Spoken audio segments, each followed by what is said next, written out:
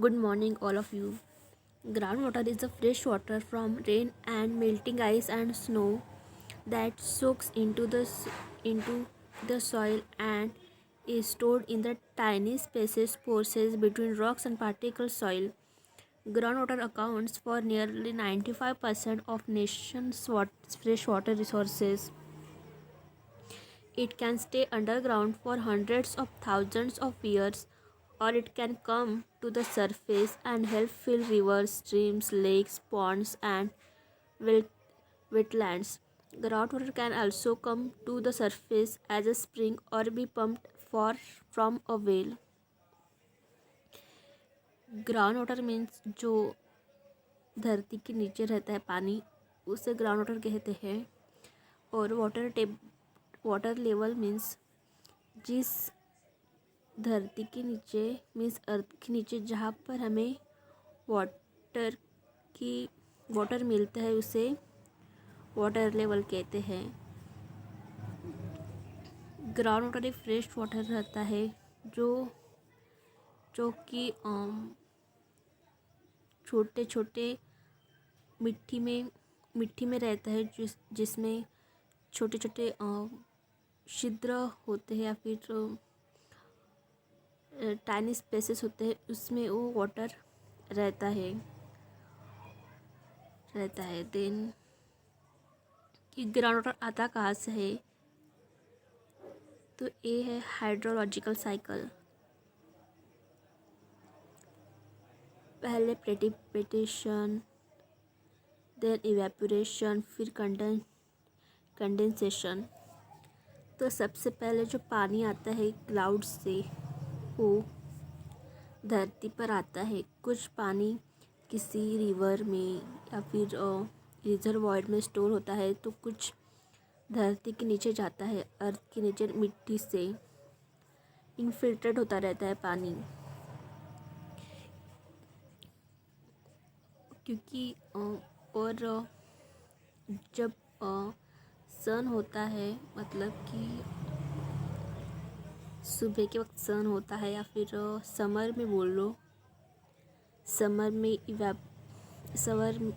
में सूर्य की रोशनी के कारण इवेपोरेट होता रहता है पानी, और इवेपोरेट होके बादल में उसके क्लाउड्स बनते हैं, और वही क्लाउड्स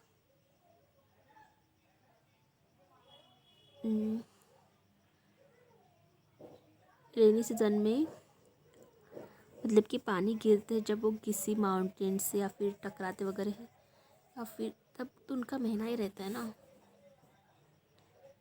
देन की सोर्सेस ऑफ वाटर के सोर्सेस दो है। First type is a surface sources. Surface source water is water located on the top of the earth's surface, such as the rivers, creeks, and wetlands. They may also be referred to as a blue water.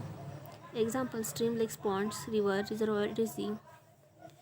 Surface water means जो ground पे available है, जैसे कि तालाब होता है, river होता है, और रिजर्वायर। यहाँ पर इमेज दिखाई मैंने रिवर की और डैम की।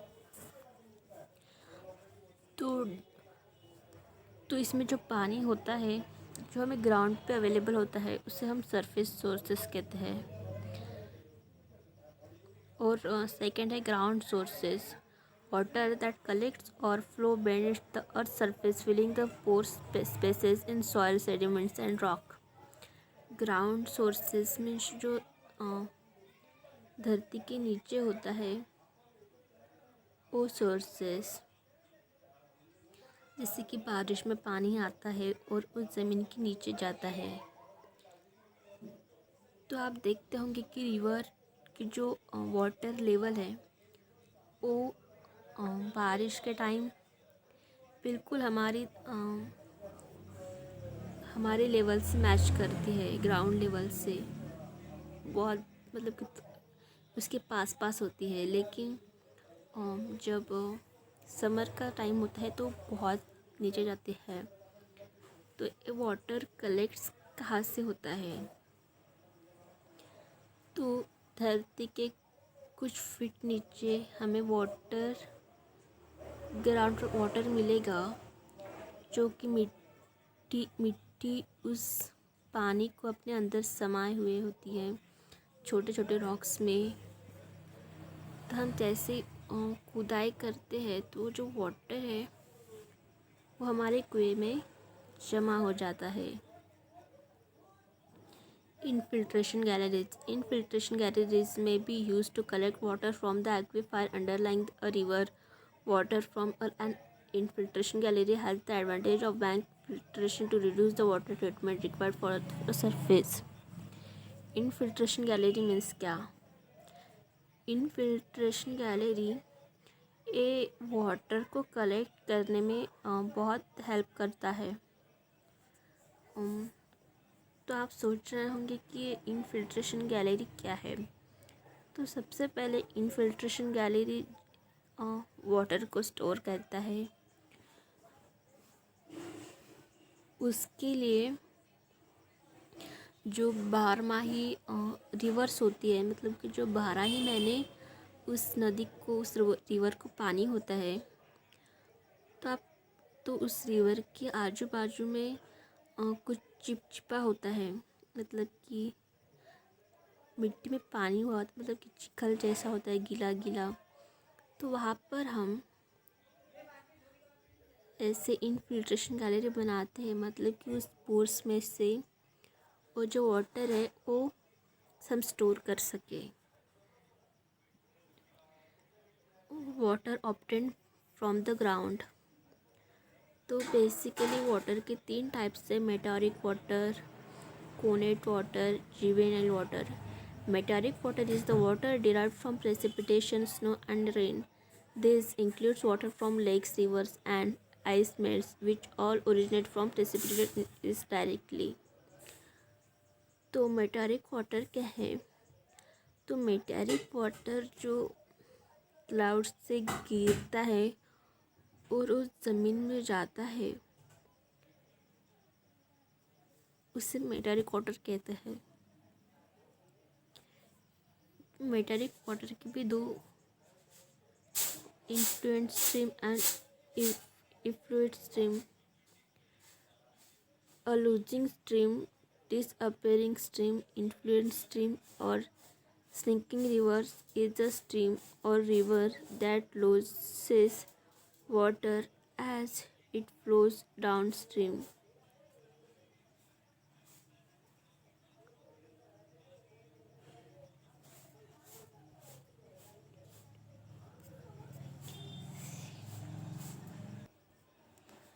तो इन्फ्लुएंट स्ट्रीम क्या है? इन्फ्लुएंट स्ट्रीम वो है जो वाटर टेबल उसमें इनफिल्ट्रेट होता रहता है और ग्राउंड के नीचे जाता है।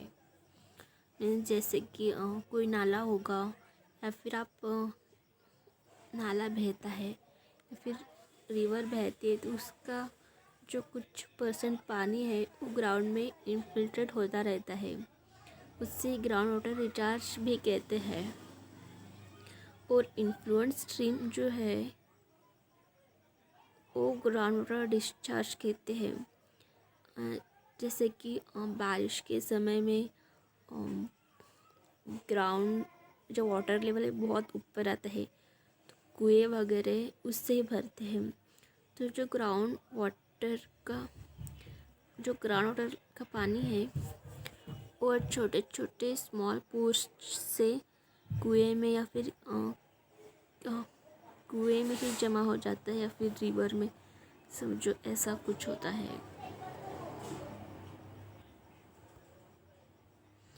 फिर है connate water. Connate water is a water trapped in the इंटरस्टिस।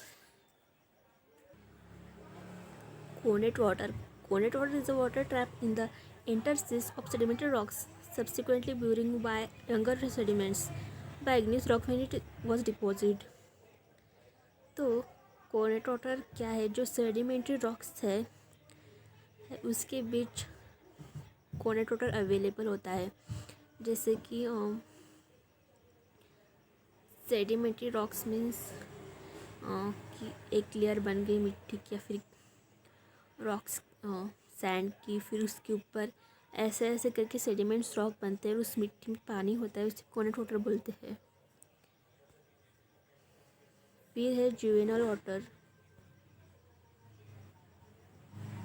Juvenile water, magmatic water or juvenile water is a water that exists within an in equilibrium with a magma or water-rich volatile fluids that are derived from a magma. Juvenile water means जो जैसे कि अभी मैंने बताया था आपको कि metallic water में बारिश का पानी नीचे जाता है और नीचे जाके जो हॉट होता है ना, हॉट, जैसे कि अभी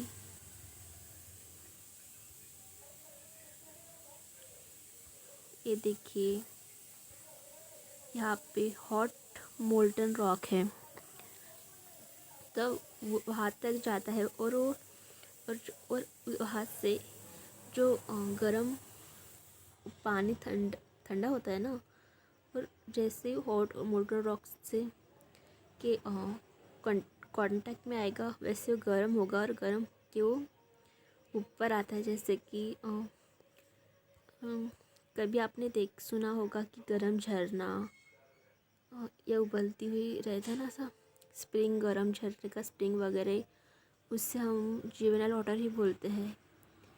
तो थैंक यू।